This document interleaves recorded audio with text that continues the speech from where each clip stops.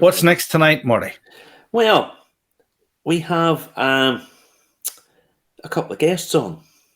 Right. We've two from either side of the pond. Now, they're both a little bit eccentric. One we've chatted to before in the show, but we're getting caught up with. And the other one's Wild Atlantic Distillery, which is a new outfit. So, yeah, we'll get chatting to them. Okay, here we go. Without further ado, we'll introduce them both. First up tonight, we have from Wild Atlantic Distillery, which, is all over the place. First tonight, we have Jim Nash. Marty and Justy, very welcome to Wild Atlantic Distillery. How are you, buddy? I'm brilliant. And I just want to keep along with the theme of the 23,000 square foot and 24,000 square feet. We started with a 24 square foot shed.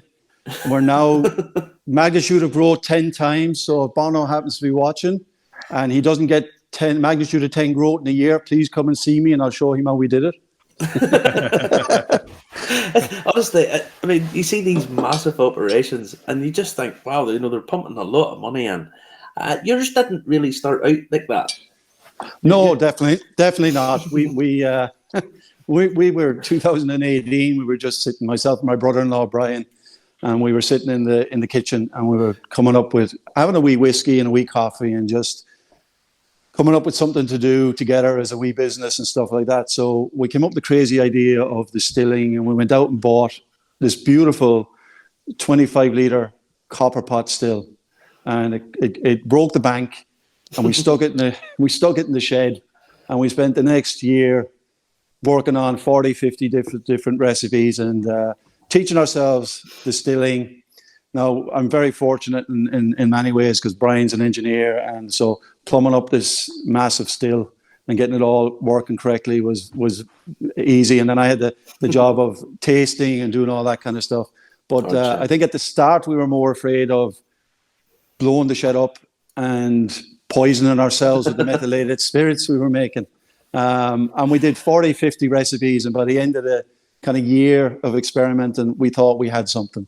So being the guys that we kind of were, somebody told us this fantastic food festival in Donegal, 20,000 people coming over to visit it. And we said, you know what, we'll just load up the van and head down there and put our product in front of people. And it went down very, very well. And we were delighted with ourselves. 30 bottles. We had 30 bottles. We thought this was huge. We were like over the moon. And I was getting ready to do podcasts with 30 bottles, never mind coming on at this stage. And we went from Donegal, came back up here to Ahiarn in County Tyrone, and went out to the back garden, Brian's garden, and we had a look around and said, yeah, you know what, we could put a distillery up here. So we got planning within 2 months, put the shed up and the structure inside of 5 months. Now, to be fair, we had nephews and we had cousins. Slave labor. Came in, and myself and Brian. This sounds like built in the barn in the little house in the prairie. I'm telling you, Justin. And the good thing about it was that not only we were building the barn and the little house in the prairie, but we were making spirits at the same time. So it was even better. It went from PG up to over 18 in a matter of minutes. And we did all the wiring, the plumbing, what you see behind me. We installed all these stills ourselves. Brian did all the plumbing, the electrics and wiring, and built a lovely barn and the woodworking and everything else. But on a budget that I think Bono would probably spend on a Friday night in Dublin, to be honest with you. Most people could spend on a Friday night if you're in Temple Bar. And we're open for tours now since kind of end of June, beginning of July, and it's been going down really well. You know, we've had a great experience. It's been a bit crazy but that's Brian and I. We're just that kind of, you know, just go ahead and do it and have a crack at it. And so far, things have been going really, really well. And we're really, really pleased. We've started whiskey production. So Wild Atlantic Distillery Irish Whiskey has started. But we're doing everything ourselves. So every product that we have comes from the distillery. Our whiskey, the same thing. It's a bit scary because you're waiting, 3 years, one day minimum, probably 5 years before you guys will even get to see anything. But it's the way we wanted to do it. And We're excited about it, and it's fun. You know, we're passionate about it. We have a great time doing it. When we started in the garden shed, we're both working full time, other jobs and other careers, and it was every evening, every weekend in the shed. You know, our wives and kids looking for you. Go check the shed. You know, where we're always in the shed, and it was. You know, you got that passion and that fun and a bit of crack out of it. And I recommend to anybody, you can buy a 2.5 litre still to a 25 litre still and just go into your shed and have a crack. You know, there is nothing better. See what altitude you can get with a still. Hold on. We should be on commissions with Forsyth, Marty. We should be in commission. You know. They get 50 litre stills. I would say if you went to Forsyth and said, listen, could you make us a wee 2.5 litre still? Sorry. Marty, I tried, and they told me where to go. I would imagine so. Now you say you started just experimenting. Obviously, you weren't experimenting with whiskey. You were just we started off making gin, and we did 40, 50 recipes of the gin, and just teaching ourselves and working on it left and right. And this year we won a gold medal for best contemporary Northern Ireland gin, shortlisted for best in the world. We launched vodka just before, Amalfi Lemon vodka, just before Christmas there, and we won 2 bronze at the IWSC. So yeah, we might be a bit off the wall, we might be crazy, but we know what we're doing, and we make good quality products, and we do it ourselves. And that's going to be the same with the whiskey as well. You know, a lot of experimentation, but we do it right and we do it proper, and we are passionate about the quality, and we're passionate about the story of Irish whiskey, and particularly in the Northwest where we are. You know, there's a great history going back a long time, and it kind of reminds you of, you know, a couple of 100 years ago, and kind of the hedge distilleries and the kind of stuff that went on up the mountains. And you kind of felt, even though we were in the garden shed, it felt a little bit like that when we started. And remember, we used to have we had our rectifier's license, in case anybody's wondering, which meant we could experiment. It wasn't completely illegal. But I remember the local postman used to come up and down the drive, and we used to always pull the blinds, and he didn't know what was going on. And you just seen the thing shaking like this. So after about a week of this, instead of the letters going in the letterbox, he came around, knocked on the shed door, and said, "I've got your poster, you boys," just so you could have a bloody look at what we're doing. But yeah, it was fun, and it's still fun, and we're still passionate about it, and we still love it. Now you can see behind me, you know, the equipment's stepped up a little bit. Yeah. You know, we've got much larger stills, and we've got the ice still for the white spirits and stuff like that. So, you know, we've taken it to a different level. Yeah. But everything else is still there. You know, Brian and I are still as mad as hares and loving every minute of it. And it's working, you know.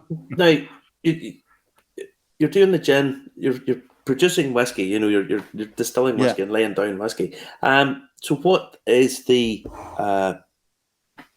mash bills? Is it all single malt stuff, or are you doing pot still, or what you do? Well, we started with single pot, simply because, you know, part of getting this distillery off the ground and everything else, you know, we reached out to friends and families and contacts around the world, and we sold some casks like most distilleries do. Mm-hmm. And the request of most people when they were investing in a cask was simply, we'd like a single pot still, or a single malt.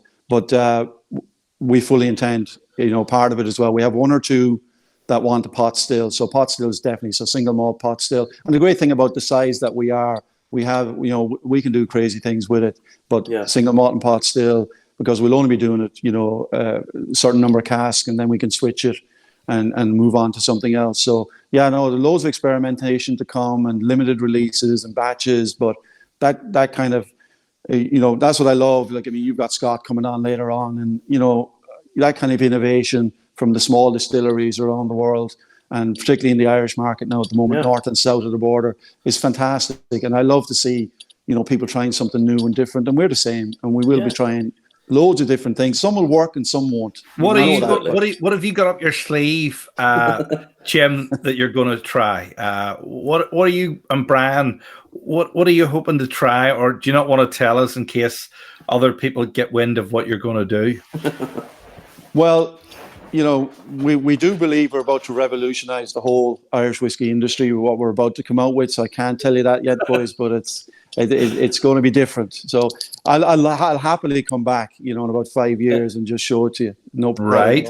Okay.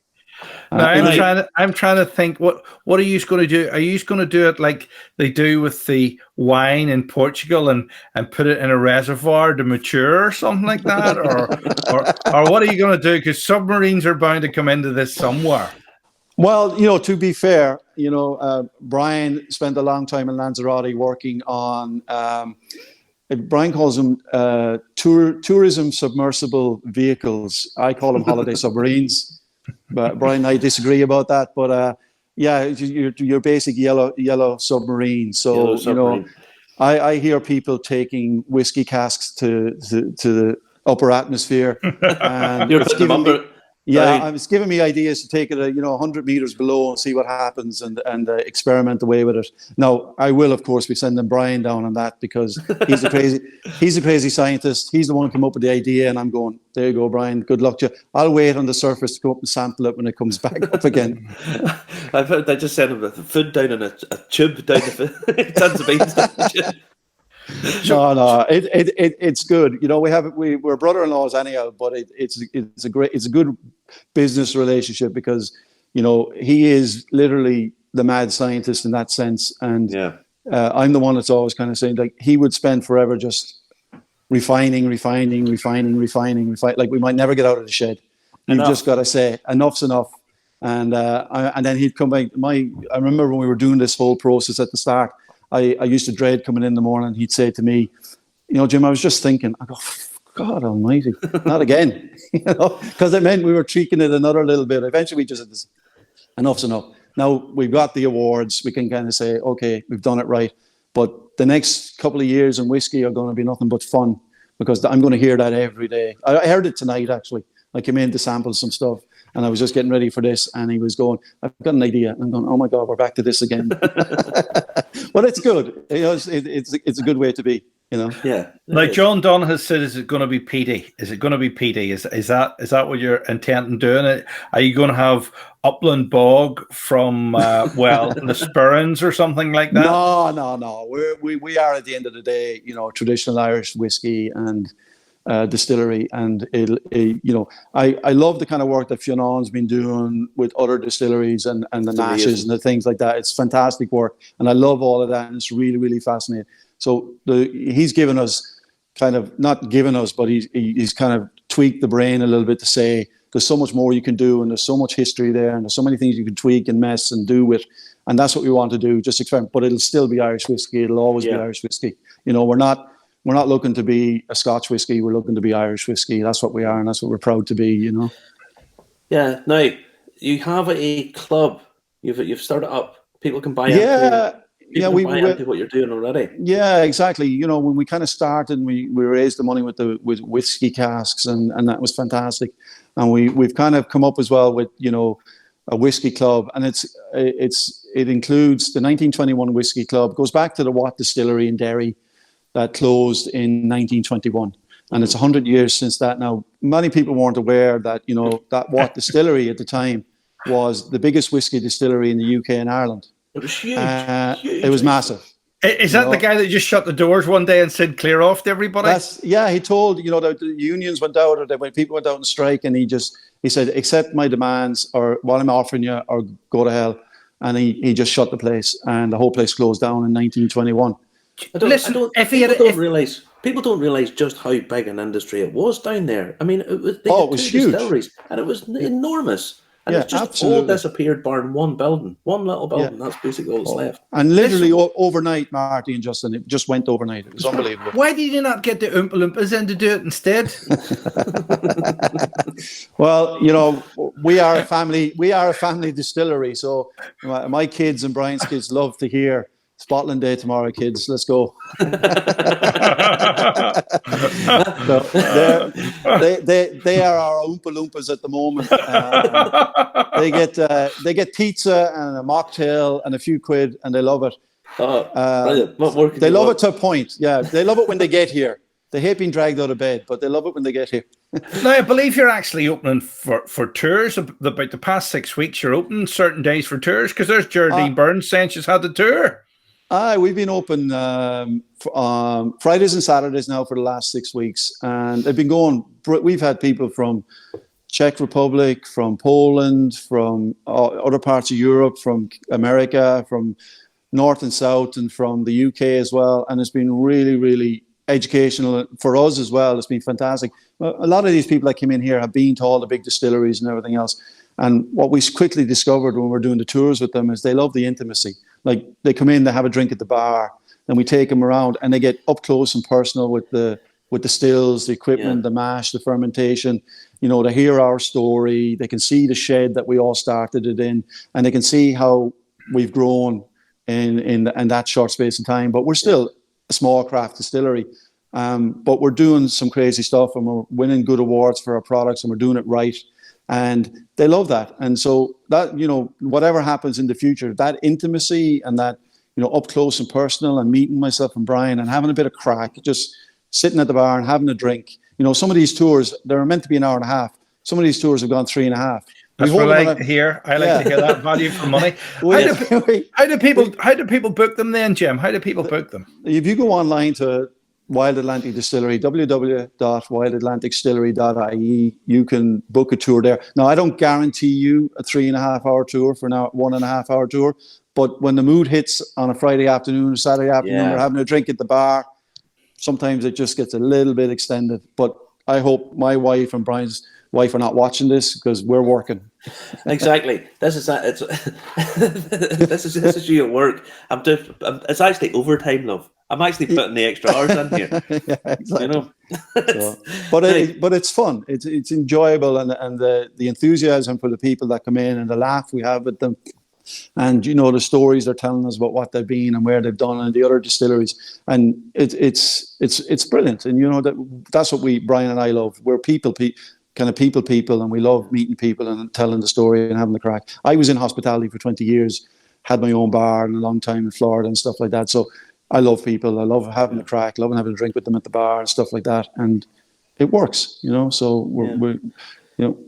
Now, the 1921 club, what does it entail? What are you getting for joining up, or what? Well, you get a lifetime membership of the distillery, which means you can pop in and out, you know, as and when you please. You know, just give us a call, come in and out of the distillery. And that, no matter how big we get in the future, that will always be a perk of the thing. You also get the new make spirit, year 1, year 2, year 3 of our first release, which will be the 1921 whiskey.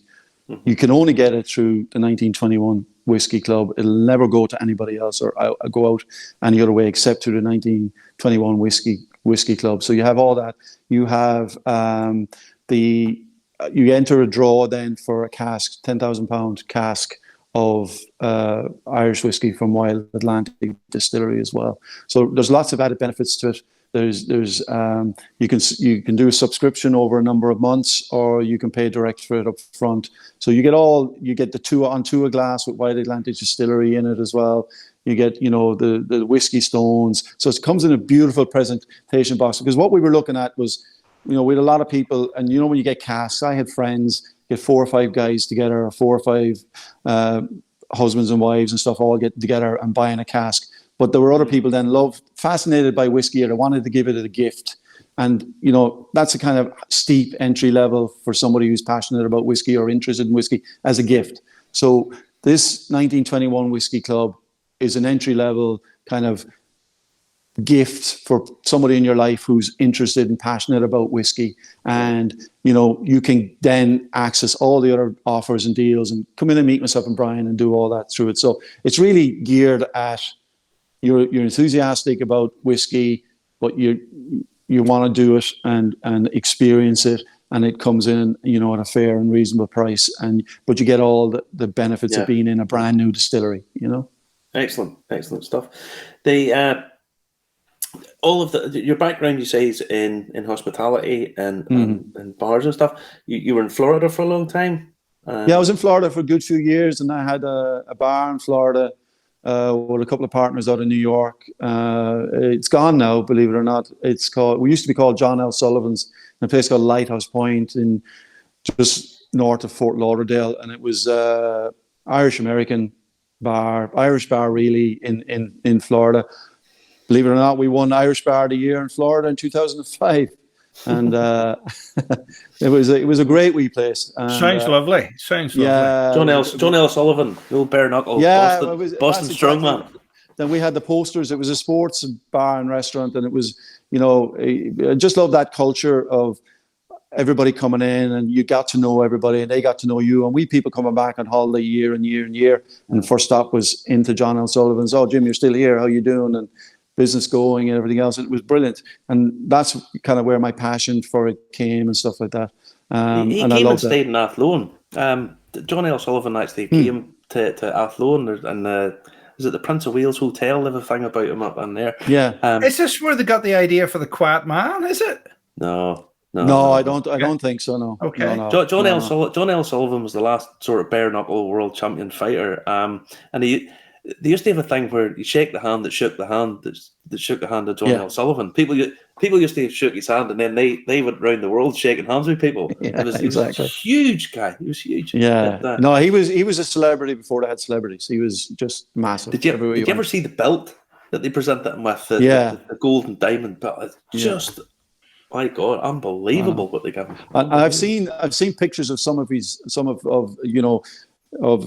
opponents and fights he had. Like, he was a big man in his own right, but sometimes he was up against monsters. But he just had a hand in him, a right hook that would just, once he got you, he floored you. Yeah. And you read all the stories about him. He was just a legend in his own time. He was. A lot of people saying very complimentary things here about you tonight. There's Eileen Byrne saying, happy to have invested in the 1921 club. Great value, and to be a part of all this. Cheers, Jim and Brian. Book the tour, everyone. It's a great experience. And then Margaret Dolan's saying very much something similar. Very interesting watch. The show's always a very interesting watch. If you want to watch it on YouTube, go to Irish Whiskey Review and hit subscribe, and you can watch all the past shows. There's hundreds of them now, Marty, isn't there? It just seems like this went on forever. Now, Justin, I'm still waiting on Bono to click in there. You have my number. Hey, we had Bono's niece on. We have a connection to Bono. We've interviewed his niece, Leah. And what you actually don't know is that my cousin was married to Bono's cousin. So I actually have met the family at a wedding in 1995, believe it or not. But Bono wasn't there. Are they still married? No, they're not married. They're divorced. But there we go. I'll tell you a funny story, because my wife's cousin lives in Toronto, and he's a fantastic party planner, but does all the high end stuff. Okay. When the pop tour ended in America in the late 90s, he got a phone call from agents for Bono and for U2 to set up the end of tour party in Toronto, and my wife and I flew into Toronto on the weekend that it was all pre-planned. Oh, yes, I like this. Go on. We went in as helpers and it was the disco kind of time. And we went in to set up balloons and talk to the dancers and get them all set up and all that with Michael, of course. It was his business and stuff like that. They never showed up. Paul McGuinness showed up. We got to meet Paul McGuinness, but we never got to meet Bono and U2 after flying all the way up from New York into Toronto for the weekend just to bloody meet them. Excuse my language, guys. They never showed up. Right. No, we won't get Zuckerberg for saying bloody, but you never know. You get Zuckerberg one time. We get Zuckerberg once, believe it or not, Jim, for nudity. And where is the nudity in this? I don't know what Justin was doing below the desk, to be fair. Listen, I'm going to tell you, I'm going to stand up. Look, I've got my clothes on. I got my clothes on. You're starting to scare me now, boys. I don't know. That's what they said. They barred us because there was nudity on the show. Well, listen, this will scare you. Watch this video here. Let me know what you think. Where do you see this here? Now a couple of vets on a wild mission. They've got a high flyer and barrels of aged cargo on a special operation. that'll hit 700 miles an hour. It's one of the most extraordinary fighter jets ever built, capable of taking off and landing vertically, hovering like a helicopter. And it packs serious power. Top speed, more than 700 miles an hour. It's a Sea Harrier jet, formerly part of the British Royal Navy. The pilot doing the barrel rolls, he's a U.S. Marine. In its normal mission of fighter reconnaissance or strike, it can carry missiles, it can carry bombs, or it can carry fuel. Retired Lieutenant Colonel Art Knowles says the jet's always been one of his favorites. So much so that he pulled the trigger. I'd take it. And bought one. This actually belongs to myself and my wife. My wife owns half of it, so she's very quick to point that out, that she lets me use her half of the airplane. Colonel mostly flies it in air shows, but in his next mission, instead of guns, the fighter jet's carrying, well, I'll let the Colonel explain. We're going to put 2 external fuel tanks on this airplane, one on each side, that have been specially modified to carry 3 oak barrels with bourbon. Yeah, bourbon, the boozy mission, the brainchild of Colonel Knowles and another vet. I was talking to Art. He owns a Harrier jet. I own a distillery. I mean, there's the magic right there. A few miles from the airstrip is this corn farm. It's where retired Navy Rear Admiral Scott Sanders turns the crop into spirits. He's got barrels and barrels of it, even storing some below deck on the USS Constellation in Baltimore Harbor. The rum aging on board this 166-year-old warship got the vets thinking. I said, hey, we ought to age some here in the Harrier. Let's put some in the drop tanks, and let's go 700 miles an hour and see how the pressure affects the taste of the bourbon in the oak. This nose cone goes on here. We'll seal them up. We'll have 2 of these fuel tanks, and then we're going to put them on a Harrier jet and fly them up to 15,000 feet. Why, you ask? Because it's crazy. And maybe, they say, maybe the pressure at this altitude might well make the bourbon taste better. So that liquid's going to push into the wood. It's going to get a lot more flavor out of the bourbon. That's the theory. We'll see what happens. Testing that theory will not be cheap. This airplane uses 1.2 gallons per mile. It'll burn a gallon every 2 seconds when I'm in the hover. You cannot pour it out of a 5-gallon bucket as fast as what this engine will convert it into heat, thrust, and noise. It's very expensive, and my partners would say idiotic. The Colonel says he's donating his jet and flight time, the Admiral the barrels of booze, and the plan, sell the 700-mile-per-hour bourbon at a price tag of around $145 a bottle. What this is about is the charity. It's what we're doing it for. All those sales will go to the Semper Fi Fund. Semper Fi and America's Fund. That's the nonprofit supporting combat wounded and critically ill members of the armed forces. I like bourbon, and there's a lot of people that do. And a lot of people that would say, you know what, I get a good bottle of bourbon and I get a good story to tell. It's a great story, Colonel, and a great cause, too. Incredible. Well, a spokesperson for Maryland's comptroller tells us that the state has cleared the bourbon for takeoff. Unfortunately, there we go. COVID's what do you think of that? The Fantastic. they'll get it done They're in actually going to. They've been on with Shepard Smith. What can you say? Look at that. They're fantastic. Absolutely fantastic. What a fantastic idea. I bet you can't top that, Jim, can you?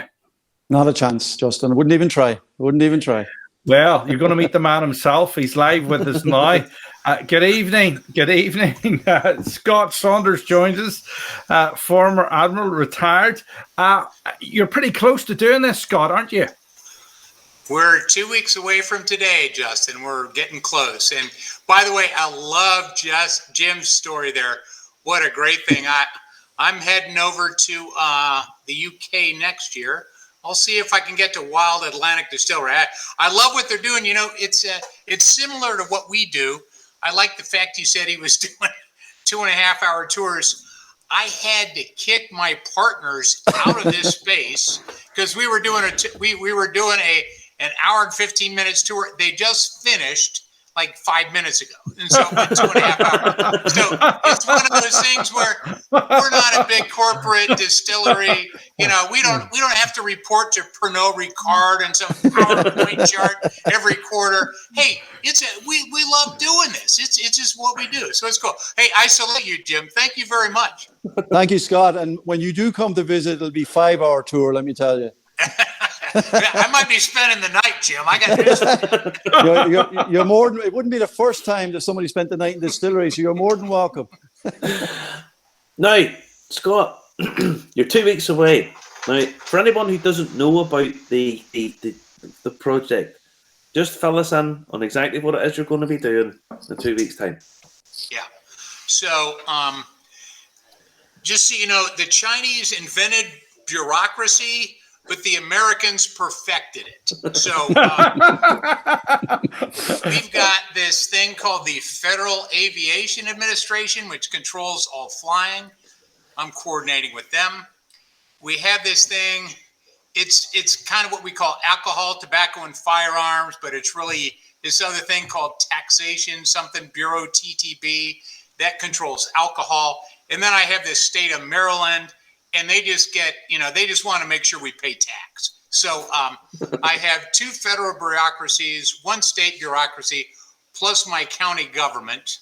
And I finally got all those things to align. And with COVID, because we've already had to cancel this twice because of COVID, we're going to be taking 2 25-gallon, they're made by Kelvin, wooden barrels.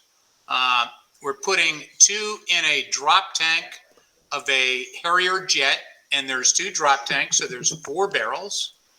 And we'll get, so that's 100 gallons. We're going to get airborne, and we're going to go up to about 15,000 feet, maybe a little more, maybe a little less. We're going to get set 3 bourbon aviation world records that day. Wow. As if there is bourbon aviation. Is there actually a category of bourbon? It's a category. I tell you what, I challenge anyone to refute me. So we're gonna, yeah, please. I would like to know who else has done this. So we're going to go to we're going to age bourbon, the highest altitude for aging bourbon in a cask, 15,000 feet. The top airspeed for aging bourbon, 700 miles an hour. And then what's really going to make the difference is the greatest pressure differential for aging bourbon. So we're going to lose, I'm not going to get all the physics of this, but we're going to lose about a half an atmosphere, 6.6 PSI. So up at 15,000 feet, you'll have a half of the atmosphere of pressure on you. So it's going to push everything into the wood. So it's down to about 8 PSI, is that right? Yeah. What's that again? Is it down to about 8 PSI? Is that normal? We're going to lose 6.6. So at sea level, you're 14.7. Okay. And then, so I'm speaking in quote English terms. We use PSI. If you're in the EU, you use this millibar BS. So anyway, hopefully I won't get kicked off of YouTube. To be fair, Scott, you can say what you like. You're the one with the jump jet. You're the one with the fighter jet. I told you before, over here, if we have a 3-inch penknife, we could do about 3 months in jail. Your mate happens to have a fighter jet just sitting in the car. Yeah. Well, and this is, let's get back to the UK. This is the 2nd Sea Harrier ever made.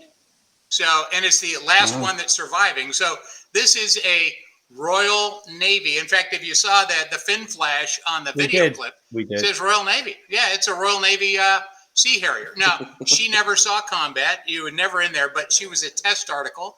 She was the first Sea Harrier to fire an AMRAAM, and she's low time, and she mainly does air shows now. It's just a way cool thing to show off. You know, this is one of the most American things ever. You know, thanks, Admiral. It's great American stuff to steal from the British and bring it over here and claim it's us. There's no way on earth anybody over in the British Isles would have either access or the idea of doing this, because we as I say, your fact that, my friend down the road happens to have a jump jet, we'll just strap whiskey to the bottom of it and fire at supersonic speed. Jim, what did you want to ask Scott? I was just going to say to Scott that, if he's going to set the bourbon record, but we could do a deal. I'll send him a cask of whiskey, take Irish whiskey up with it. You send me a bourbon cask and I'll take it underwater in the tourism submarine, and you'll have 2 records. And just in case you've problems with the aviation authorities, I have an inn with Letterkenny Airfield. It's grass, but you can get it off the ground. Yeah, I would love to do that, but that might be another federal agency I have to deal with. No, you'll just have to deal with the Donegal County Council and Tyrone and Derry and Strabane County Council. Well, we will wine and dine them. We'll win them over. You don't have to worry too much about the dining. The whining will probably win them over. Don't. You've got a distillery. You don't have to go much further than that. The booze wins the day all the time. Now, this is happening in 2 weeks' time. Yeah, 2 weeks. So 2 weeks from today, I will be probably not sober because it will have happened by now. Mm-hmm. Where the time on target is a 1 o'clock takeoff, and we have. So you just saw we were on CBS. I have CBS News that's potentially coming down for the flight, and they said, "Well, how long is it going to take?" And I said, "What? About 20 minutes." I said, "A Sea Harrier takes off with a low fuel light on." I said, "It's this thing burns gas so fast you can't believe it." Yeah, it does. Is it a mile to a gallon? Is it even less than that? Is it? What is that a gallon? 1 mile to a gallon of fuel. Oh, it's less than it's idiotic. It's like asking, "Hey, how much I'll get back to Jim. How much does Bono spend on dinner?" You don't want to ask because it doesn't make sense. Yeah. You wouldn't understand, Marty. It's idiotic. See, Justin might understand. Justin would understand that. Justin. I wouldn't understand. Justin's the guy with the sports car and all. I don't have anyone. Listen, can I ask you? You're saying about the bureaucracy. Wasn't there a famous American admiral that somebody said, if you want to win the war, shoot this American admiral because he was leaving the lights on the eastern seaboard, and the German submarines could see the shadows of ships going down the coast. Is that true, Scott? Have you heard of that one before? Have you? I haven't heard of that, but I'm going to have to look that up, Justin, because I love the history thing. I will tell you, you might not have heard of him. He was a colonel during the 7 Years' War, of which we call the French and Indian War, a guy named George Washington. He said, "We need more whiskey for my troops to fight the British." And thank God we made more whiskey for them. To be fair, it was the Scots-Irish made the whiskey. The Scots-Irish were doing it. So thank you very much, Marty. No problem. No need to thank me. I didn't do it personally, but no need to thank us. Now, when this whiskey comes back to terra firma again, you're not obviously bottling it straight away, are you? Is it being bottled straight away or being? No, it's so again, I've got federal bureaucracies. So we're going to download the drop tanks. We're going to we bring them back to the distillery that day because this is a Maryland requirement. I have to take off and land in Maryland, and I can't go into Virginia airspace. So just try to comprehend that. So it'll take because of the pressure. I'm going to give it some time to come back to seep out of the staves, and then 2, we're engraving every bottle, and we think we're going to get about 600 bottles, 100 gallons at 90 proof. So it's going to take some time, and every bottle. I don't know if you could. This is a little helmet bag. So if we were owned by Pernod Ricard or one of those very nice fancy places, we'd have a box and stuff. Well, we're going to put our bourbon in a helmet bag because that's what pilots have. It's nice and thick. And then we're also going to have a little card in here that talks about the aircraft. It's going to talk about the history. And it's also going to have a little QR code because in the cockpit we fitted last week a camera, a 3D camera, so that you're going to have virtual reality from the flight. So when you scan the QR code, you're going to be on the flight when we flew the bourbon. Wow. No, we are going to try and stream this live for you if we can get the feed. We are going to try and stream it live on our channel as well, but it looks absolutely fantastic. Julie Mason says she loves the helmet bag sort of thing. Do you know, I almost think, Admiral Saunders, that you and your team remind me of the A team. You know, the A team with George Peppard, and you even look a bit like George Peppard. Don't take that the wrong way, but I loved that show when I was a kid. Oh, it's brilliant. That was just class. And so we have three partners. Jim, I know he is at least one.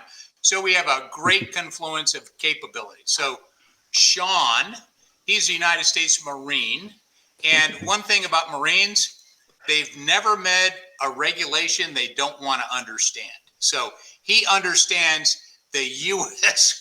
code about distilling to the T. So as Dan and I say, our master distiller, Sean keeps us out of jail. So Sean's the one who got us this permit to fly. And then Dan, he's been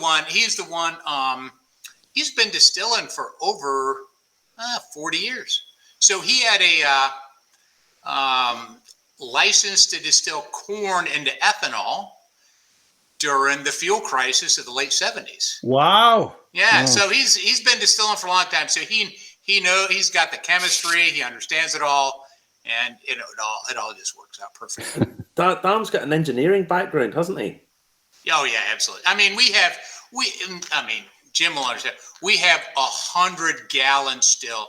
I have more telemetry and PID controllers than the space shuttle when that thing went on. Hey, God, Sean.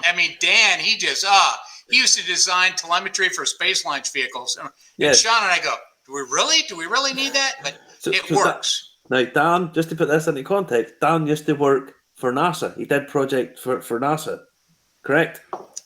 Yeah. Dan has put vehicles into space. Wow.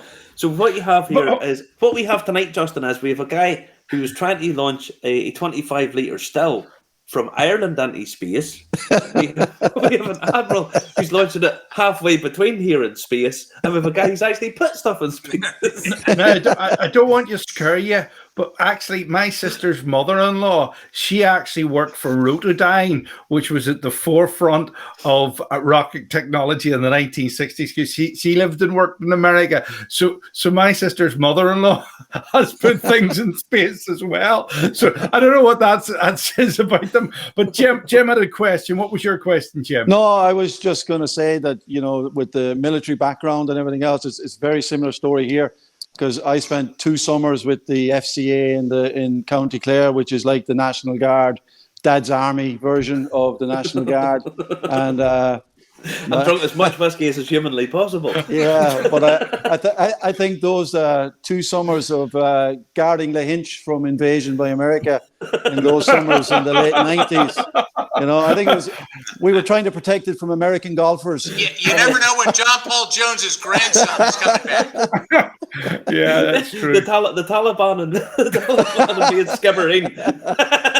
Don't mention the Taliban. We will get Zuckerberg. No, because I know when Scott would have arrived with his troops, it would have been very simple, because the largest bar in Lahinch surrounded. You had us all. Now, someone asked the question: the Supersonic Bourbon. Can we buy any of this? Can I buy a bottle of it? No. So here's what we've done. So this has been delayed twice because of COVID. So, and I say no because probably no. We've had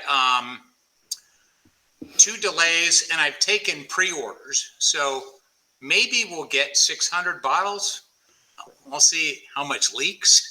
So Dan and Sean go, hey, do you think it's going to leak? I'm like, hell yes, it's going to leak. We're going to 15,000 feet, you numbskulls. And so it will probably have 2. Anyways, we'll see what we get. Now, they, again, get into the legal nonsense of the United States. They're going to have to buy it in Maryland.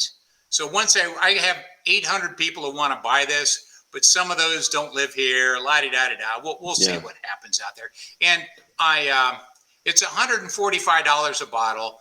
Several people said, hey, you can charge more for that. I was like, no, this is priced so that a gunny sergeant in the United States Marine Corps can buy this thing. Yeah, it's expensive, but it's not, it's not way too expensive. And, it's, to put it in EU language, it's 180 euros or something. I don't know. Now, it is for charity. It's what? It's for charity. Oh yeah. The flight we're donating. This is I think Art's wife and my wife are all like, what the hell are you guys doing? I was like, it's just like the thing we do on the Constellation. That was a charity thing. And Marty, you and Jeff didn't see. I don't know if you saw the thing we did with the helicopter. We did. Bourbon tops. Yeah. Yeah, you were part on St. Patrick's Day. Yes, we were. Yeah. Marty was our leprechaun. Yeah, you didn't recognize him dressed up as a leprechaun. I did. I forgot about Marty. He was up there on St. Patrick's Mountain. I was on Slimmies dancing and getting on. Yeah. So we do a lot of stuff for charity. We just like having fun. It just like Jim does. I mean, what a cool distillery Jim has. That is just awesome. We're kind of kindred spirits, just on the other side of the Atlantic. Exactly, Scott. And I've got to hold my hat out to you. I love what you're doing, and I admire so much what you're about, and that kind of craft, and it's brilliant. And I love to see it, and it's a fantastic story. And my hat's off to you, because it's just really impressive. It's a great story, and it's everything you're doing is just spectacular. It's brilliant. I love it. Absolutely love it. I think the Irish version of the 700 mile is what you should do is get a couple of casks in the boot of the car and do like 70 mile an hour up the motorway. Well, actually, William McLennan said, what about we put a cask on a guider and send it down Craigantlet Hills? Craigantlet is one of the famous places where they do car hill climbs, Scott and Jim, and a guider is like a pram wheels, and you would the Irish version. That would be the Irish version. Yeah. Listen, it's been fantastic, guys. I've run over. I was going to let you know before I go. I know Marty has his Glencairn glass there because that's just the way he is. Yeah. And we have Glencairn. We get our Glencairn glasses from Scotland because they're so good. But I did want to show you. This is an American glass. So see that? That's a United States Marine Corps emblem on there. Okay. Wow. Yes. And then you see that thing on there? So that's a bullet that's in the glass. It's from a company called Ben Shot. So it's a great veteran company because the guy has been shot. So we get our glasses from him. They don't work the same way as a Glencairn, but boy, does it taste good when you're drinking out of it. Well, to be fair, again, you've just upped the Americanness of all this stuff. There's a bullet in your glass. I'll bring it back to the Tua glass, which is the Irish version of the Irish whiskey glass, which is a beautiful glass as well, Scott. And one day I'll get one of those bullet glasses, and I'll give you one of these in return for the Tua glass. We'll definitely do it, Jim. We'll definitely absolutely. Now, honestly, guys, it's just fantastic talking to the pair of you. We've overrun again. I knew we would do. Now, hey, Marty, can I ask you a question? When are you coming out with your whiskey Bitcoin? Because I know that's been on your mind. Listen. Did you see the thing about the guy who got hacked? Some guy hacked the Bitcoin. One of the things. Yeah. They stole 600 million. I would need Justin's money. For the 600 million. So the other thing I wanted to mention tonight, because you guys are so great, Grace O'Reilly of Waterford. I know you have a Marty, I know you chuckle every time you say crop walker, but what a wonderful lady she is. I cannot say that I grown. She's a crop walker. So if I turn my camera around, you would see our cornfield. That's our 2027 bourbon crop. because we grow it right here, 100 feet from where I'm sitting right now. That's what we grow it right here.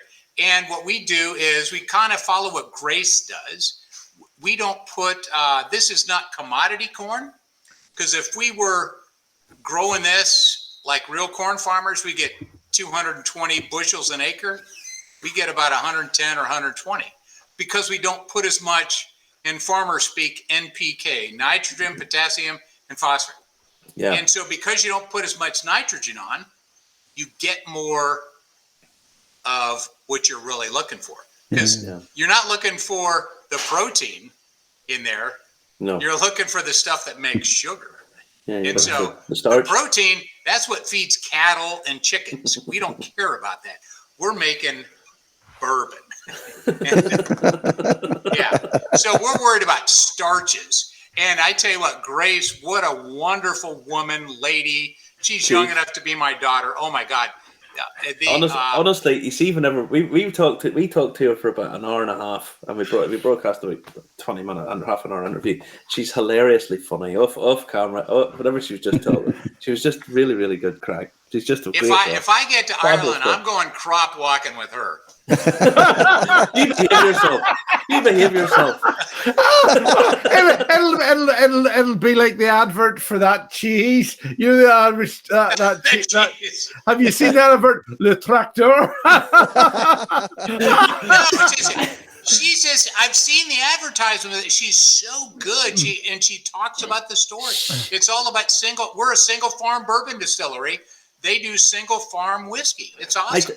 Honestly, when you're talking to her, she is so knowledgeable about what she does. She's so passionate about what she does. I mean, she's very educated. The whiskey's one thing, but she's really, really sharp on everything that she's talking about. And for Mark Rainier to pick her up, he knows what he's doing. That guy. Lots of people. Well, you can't read it, but it's right over here. Amazing. That little sign. We have a sign up on our bar. Yep. It has, because we release by the batch, the bourbon we make. So we have when we planted the corn, when we harvested the corn, when we barreled the whiskey, the bourbon, and when we released it. So nobody else does that. I mean, nobody else has the DNA trail on that. Yeah. And people like understanding that. They do. And in 2 weeks' time, when you're doing your launch, me and Justin want to be there. We want to be there and virtually and in spirit, because I've been watching. Me and you have talked numerous times about various things, but I just love the whole. It's just bonkers. It is honestly about the most American thing I've ever heard in my life. We'll have you there. In fact, we'll have you on before the Harrier taxis out, so you'll be able to see the Harrier out on the flight line. And we'll broadcast it over, because I know loads of people will be watching it. They'll just want to watch this and just to see the whole thing. And I can't wait. It's brilliant. I look forward to it, Admiral, because I've actually I did a TV show at a disused Air Force base where they have a private 2-person Harrier, the big black one that you maybe have seen at times, and I've seen it up close, and it is some job. And I've also seen the Harrier at the air shows here as well, and it's plain as in fact the prototyping for the Seahawk Sea Harrier was actually done in Belfast at Short Brothers, because actually a friend of my grandfather was one of the scientists that came over here to work for Shorts to do it. But a lot of people think it was done in Brough in England, which you also know. But really, really, really looking forward to it in 2 weeks' time. We'll certainly be carrying it. Marty, it's been great. Jim's been great. The Admiral's been great. It's just good stuff. Listen, keep the stills burning. All right, guys. We'll talk to you again. Guys, thank you, Marty. Thank you, Jason. Nice meeting you, Jim. You too, Scott. Look forward to seeing you in Wild Atlantic Distillery. I'll be there. So, what you don't know is, when I was an admiral, I knew a lot of British admirals. So, I have a friend who's I don't know what he's got, some highfalutin thing. He's a gentleman usher to Her Majesty Queen Elizabeth II. You might have heard of her. So, anyways, I I'm going to be there next year for Ascot. Lovely. wow. Oh, Wow. That's listen, very nice. listen. I've been to Royal Ascot twice. It's fantastic. It is utterly, totally fantastic. It is a sight to Justin, behold. see- The whole pomp and ceremony and all the rest of it. You see, Jim, you'll understand this. I've been to the few pointy point races not too far away from here, where you just go and get drunk and spend about £40 on stuff on horses that you wouldn't even be good enough to make glue. Justin, he gets the Royal Ascot. That's no. the difference, you see, guys. Donkey. That's the difference. I go to Donkey my Derby. wife goes, you know? I don't want to get a fascinator. I said, you don't understand, honey. We're going to the royal area. You have to wear a hat. You're not allowed to wear a fascinator in the royal area. That's how highfalutin these people are. I'm going to give you a wee hint here, Scott. Just a And tip don't before tell you them go. you're American. They'll kick us out. No, you'll be all right. You'll be all right with American. Just don't walk in with a glass with a bullet in it. Okay. No, that would not work. That would not work. Actually, you wouldn't get through the metal detectors if you tried that. The SAS would swoop. Listen, good night, everybody. Good night. Before we get Good night, guys. Zuckerberg, night.